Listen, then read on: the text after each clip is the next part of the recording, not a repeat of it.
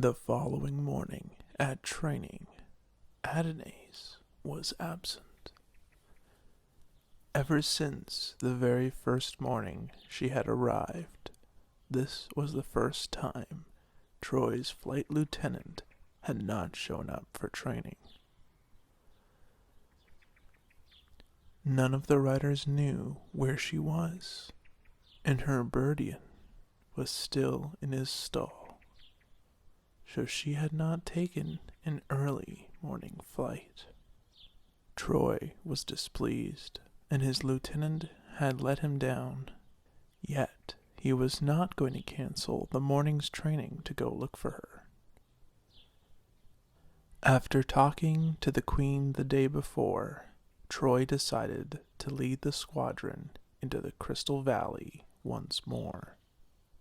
If there was still no sign of their foe, he would go ahead with the Queen's order and dismantle the troops at the end of the month. As they flew towards the valley, Troy kept looking behind the group to see if Adonais was flying behind them. He had informed the stable hands where they were heading in hope that his lieutenant would catch them sooner or later. Yet, as the squadron flew in close formation while swooping low over the valley, there was no sign of her at all. Everything seemed blissful below them. From the rider's vantage point, high above the ground, the clear waters of the stream wove its way down the valley like a diamond-backed snake, and the thick canopy of trees, with their different shades of green, lay like an emerald carpet upon the landscape. It was indeed a wondrous place. Troy signaled the troop to descend for one final swoop through the valley before returning to the city. He had a heavy heart because he knew that he would need to report his findings to the Queen upon his return. The following month, he would return to just being a tracker, and his riders would return to their fields. Then, suddenly out of nowhere, an arrow whizzed through the air and struck Troy in the leg. He looked down and saw a figure dressed all in black, carrying a bow. They quickly darted from a clearing by the stream and headed into the cover of the trees. He yelled to his troops to cover him as he swung Leonos around so quickly that his Birdyon let out a surprised cry, as his master directed him downwards at speeds towards the area he had spotted the archer. Troy reached for his bow and drew out an arrow ready to fire at his attacker. Yet, under the thick canopy of trees, it was impossible to see which direction the archer had gone, nor how many more there were waiting in ambush. However, with Leonos' sharp eyesight, it didn't take the Birdyon long to spy some movement through the canopy, and with an unexpected swoop to the right, Leonos dropped down through the trees with his large talons outspread beneath his golden body. This action took Troy by surprise, but by the time he realized what had happened, his mount had their prey firmly pinned to the ground. "Cover me. There may be others," Troy yelled up to the riders, as he quickly jumped down from his mount and stood over the hooded person dressed in black.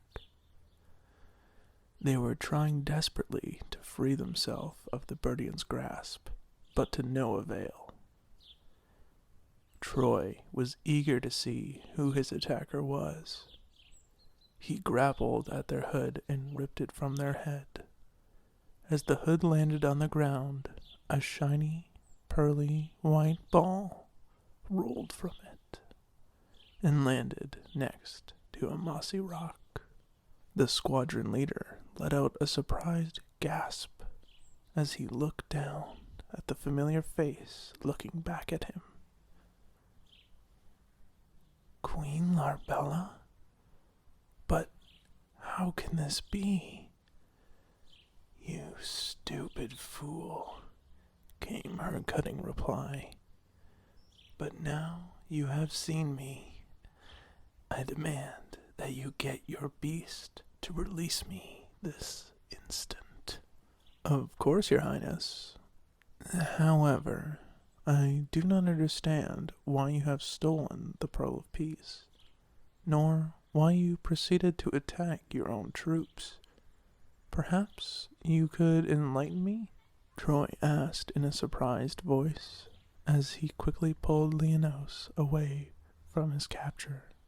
Yes, I can see why you think I am Queen Larbella, but you are sadly mistaken. I assume you are aware of Calandia law, that there is only to be one heir to the throne. Hence, why only one child is born to the royal couple. Troy nodded in reply, with a very confused look upon his face. My parents did not want to confuse the people of Calandia when I arrived into the world 15 minutes after my sister. I was sent away from the palace on the very day I was born. A courtier took me to live at a small cottage in the far north and cared for me. She raised me as a mere peasant girl, while my sister lived in a grand palace and had everyone at her beck and call. It is Queen Larbella who drove me to steal the Pearl of Peace and create a diversion. As soon as I was old enough to learn of my lineage, my only wish was to return to the city of Calandia. The only way I could do so was to somehow hide my face so that no one could confuse me for my twin sister. I thought if I could wear a face shield, I would be safe to enter the city where I rightfully belong. Adonais? Troy questioned, looking intently into the young woman's eyes. But where are your scars? My real name is Adela. But yes, to you I am known as Adonais. The scars I received as a child were not of a physical nature, but scars of the heart. I led you to believe they were scars of the flesh to protect my identity. So now you know my secret. I assume you will have me thrown into the palace dungeon. I am sure once my sister learns of my existence and what I have done, she will have me put to death immediately. Well, I cannot say what the queen will decide to do with you, Adela. However, there is one thing that must be done first before I take you to the palace. Troy quickly placed the hood back over Adela's head so the other riders could not see her face, and then he tied her hands firmly behind her back. I will instruct the riders to return to Calandia. You and I must visit the merpeople, where we will return the pearl to its rightful place. The troops were surprised when Troy told them to return to the city with neither he nor their prisoner, but they did as they were asked, without question. Once they had flown out of sight, Troy removed Adela's hood and helped her climb up onto Leonos's back. The Birdyon turned his head around and eyed the young woman wearingly. Troy ran his hand reassuringly down his mount's feathered neck, before turning his attention to the arrow, which was still firmly wedged into his calf muscle. With a slight wince, he quickly pulled the arrow out and applied pressure until the bleeding stopped. He then ripped the sleeve off his shirt and fashioned a bandage around the wound site. Once this was done, they took off into the sky with the flapping of giant wings and headed north. With the extra weight Leonos had to carry, it was some time before the trio reached the ocean. The merpeople were overjoyed to see their pearl safely returned. Troy did not relay the story behind its theft. He was still coming to terms that Adala had stolen the pearl in the first place, and he didn't want the merpeople to judge her for what she had done. The pair remained silent for most of their return trip to Calandia. It was not until Troy asked Adela a question while flying back over the Crystal Valley that they spoke again. Adela, why is it that when you fired an arrow at me the first time in the Crystal Valley, you did not hit me? I know you're an excellent archer and could have easily pierced me through the heart that day, but you didn't. It has never been my intention to hurt anyone. The only reason I aimed for your leg today was because I wanted you to believe you were truly being threatened. When I heard last night that the squadron was to be dismantled, I panicked. I felt most aggrieved at hurting you, she said quietly. And what of your injury the first day you arrived in Calandia? Troy asked. How did you obtain it? I plunged an arrow into my own shoulder. I knew I would be questioned about my face shield when I arrived unannounced at training. I thought if I had sustained an injury, I might not be looked upon with suspicion. You thought of everything, didn't you? Troy exclaimed with a slight smile. Even though Adela had gone about everything in quite the wrong way, he admired her spunk. I thought of everything but my imminent capture, she replied in a whisper. I will speak to the Queen on your behalf, Adela. As much as you think she's a cold and heartless ruler, I have had the pleasure of serving under your sister's rule for a good number of years, and I have yet to disagree with her upon any judgments she has made. You are very kind, Troy, but on this occasion, I think you will find it will be in the Queen's better interest to banish me altogether this time. She has no choice. Death awaits this unwanted princess. They fell silent once more, both lost in their own thoughts, as darkness took hold of the night sky, and all that could be seen ahead was the distant twinkling lights of the city. A number of riders came running forward when Leonos landed in front of the palace gates. They were very concerned that their squadron leader had not returned before nightfall. One of the men took hold of Leonos' reins while Troy helped Adela from his back. She had the hood back in place and her hands tied up so no one could see who the prisoner was. Troy immediately asked for a private audience with the Queen. He didn't want Adela to spend a night in the dungeon if there was a chance that Queen Larbella would pardon her sister. As the pair made their way along the long marble hallway heading for the Queen's chamber, Troy could feel Adela trembling. This was the first time he had seen her act in this manner. Her normal, assertive demeanor had vanished. He couldn't help feeling sorry for the young woman. She had been through so much pain because of the royal rulings of Calandia. Now she was to face another one, and there was nothing he could do to prevent it. Or could he? It only took a second, when no one was around, for Troy to quickly dart down the side passage and make for the door he knew led out to the stables. Once they were outside, he ripped the hood from Adela's head and untied her hands quickly.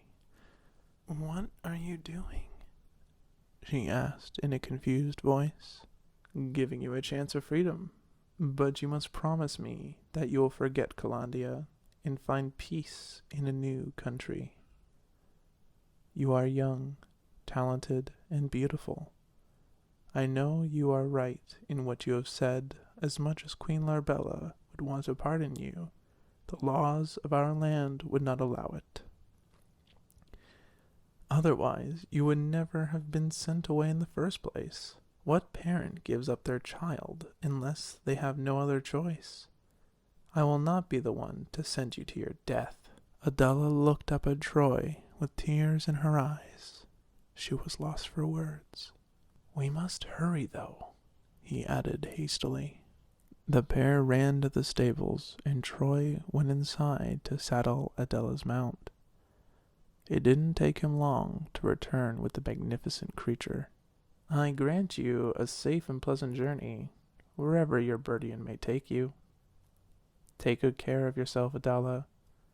May you find forgiveness for those who have wronged you, and move forward with a clear conscience and peaceful mind."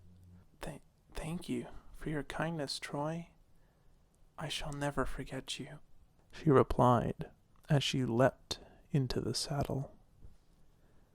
Then, with a slight nudge of her heel into the Birdyon's side, they rose into the air and made off at speed, heading south.